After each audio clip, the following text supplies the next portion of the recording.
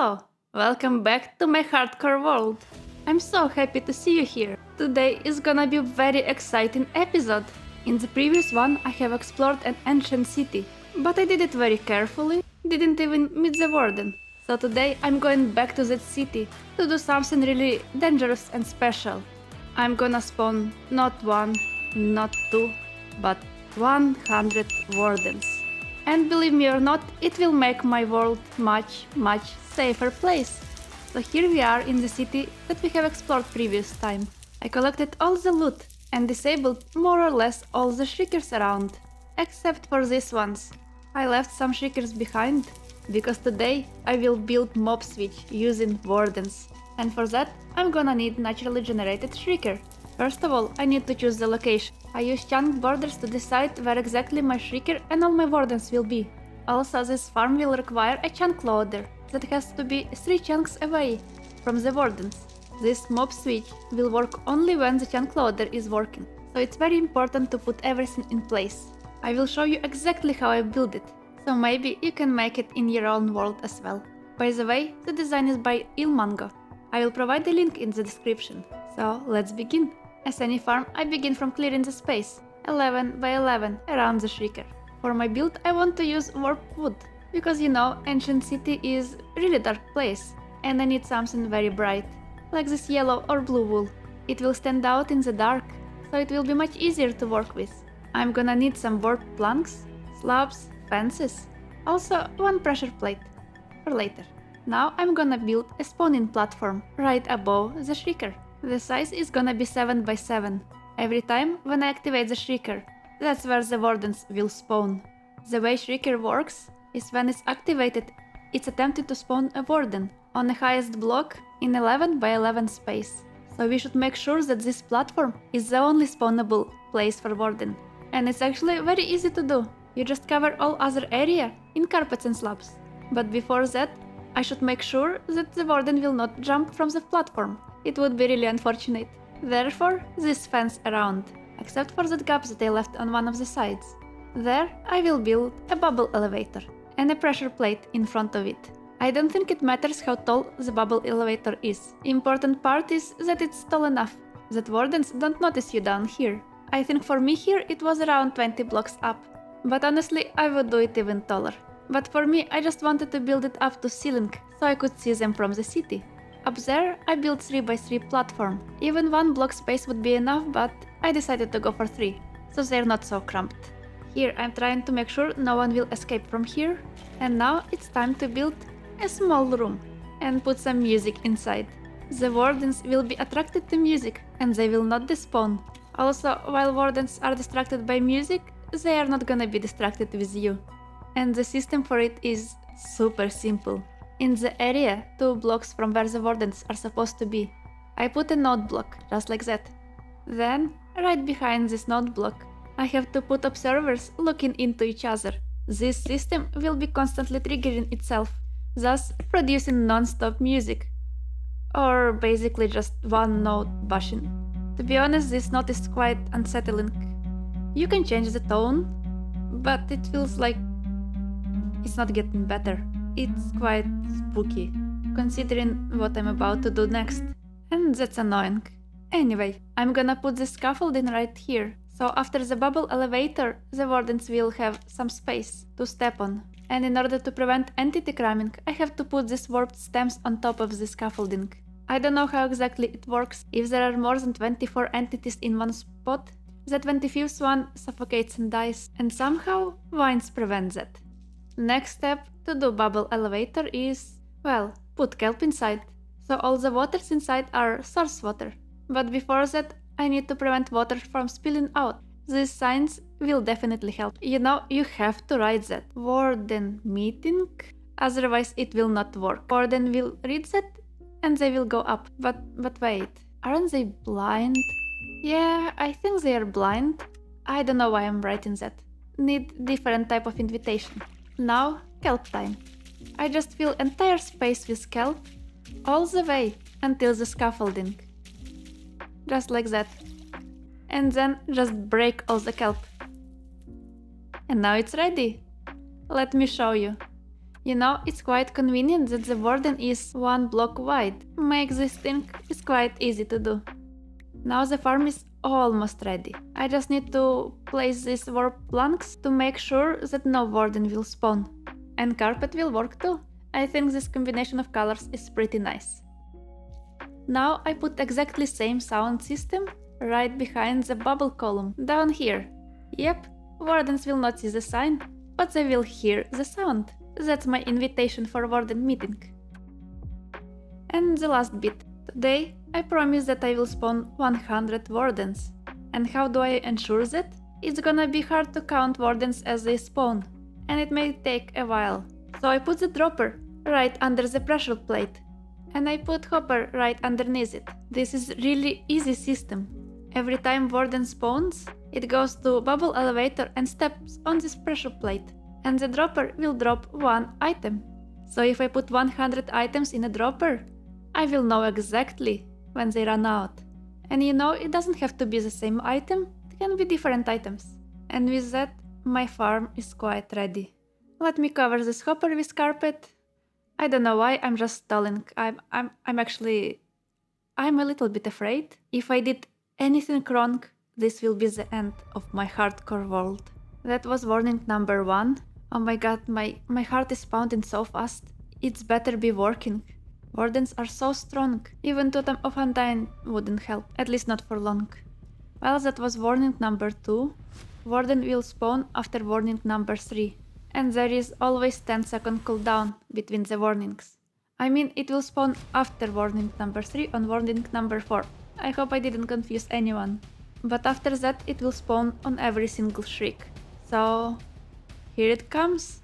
Oh no, the animation is so confusing. For a second there, I thought it would spawn right here next to me. But it seems to be working.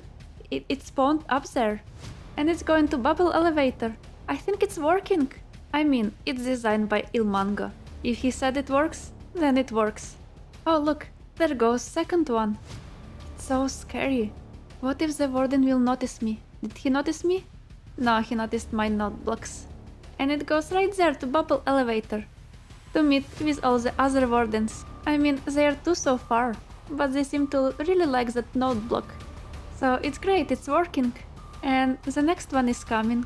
The wardens are spawning every 10 seconds. And if I wait for 100 of them, it will take a while. I can't believe one of the scariest mobs in Minecraft, and apparently so easy to manipulate. Just look at them go. I think it's pretty cool. So why am I doing this? As I mentioned before, I'm doing a mob switch. In every Minecraft world, there is a limit to how many monsters will spawn. In a single player world, it is 70 mobs. So basically 70 wardens would be enough. But I just liked number 100. And actually, there is 101 wardens spawned already. It has been around 30 minutes since I started it. So now I will just wait for last warden to spawn and go away.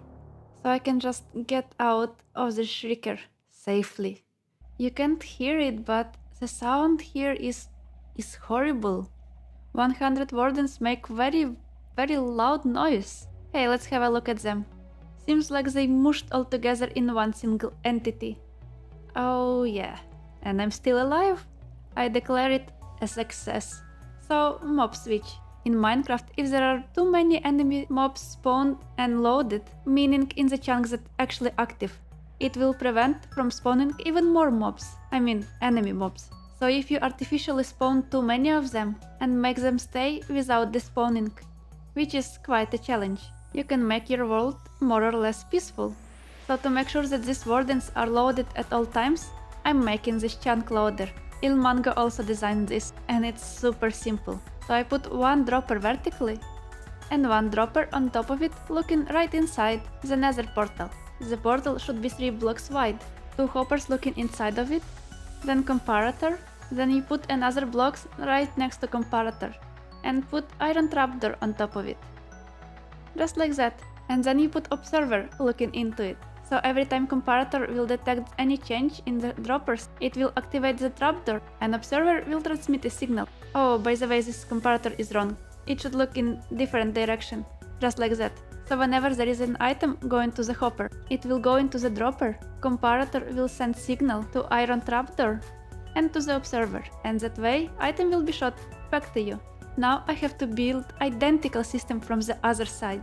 So by shooting one item from Nether to Overworld and back, the chunks will be loaded in both Nether and Overworld. And basically, that's the chunk loader. So let's go through. I have my portal on the Nether roof, and it's actually very comfortable. So I saw that items went through this side, so that's where I built the chunk loader that I have to destroy. I made a mistake. Both portals should be oriented the same direction. So if Overworld portal looks east-west, the Nether one should also. Mine was looking north, so yeah, that was a mistake, but now I corrected it.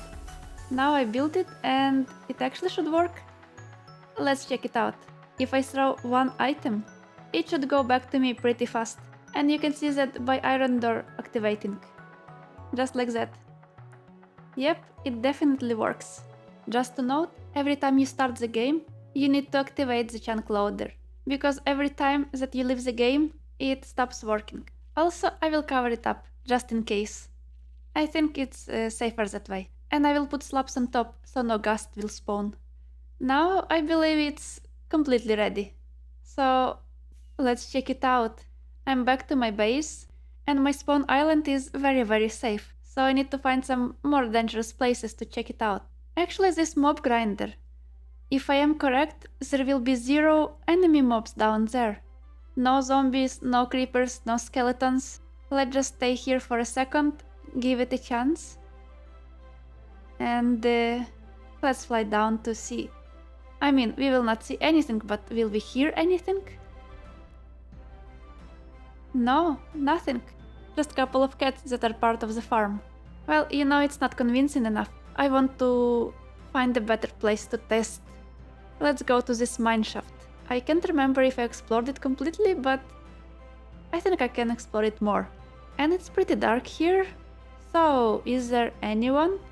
Hello? Anyone? Just to note, mob switch will prevent mobs from spawning, but it will not stop spawners. So if there is a cave spider spawner, it will still produce these cave spiders that can poison me. But so far I can... Ooh, a chest!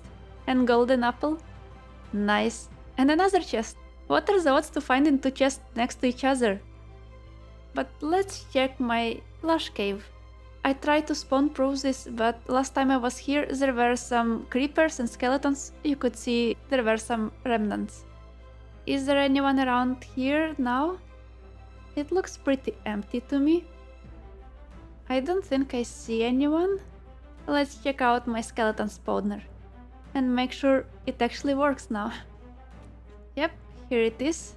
So, yep, it works. Hello, skellies. So even with mob switch, I have some income of XP. Hi rabbits, have you seen any enemies? I don't think you did. It's the middle of the night in the desert, and there is no one.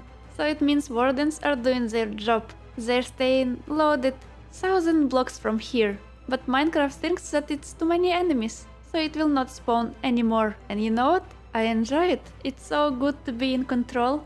And I mean, I can control it. If I want to see some zombies or creepers, I just log out and log in. And it's supposed to work. Unfortunately, this mob switch doesn't stop phantoms. That's a bummer. I wish there was a switch for phantoms. But it will stop drowns. Hey drowns, are there any? I don't think there are. So guys, that's how I spawned 100 Wardens to turn my hardcore world into peaceful. The next step, I think, is to make Warden switch, so I can explore even more ancient cities. And that's exactly what I will do in my next episode. Remember to like this video, comment if you have any suggestions, and of course, subscribe. I really appreciate each one of you. Thank you so much for watching. Bye!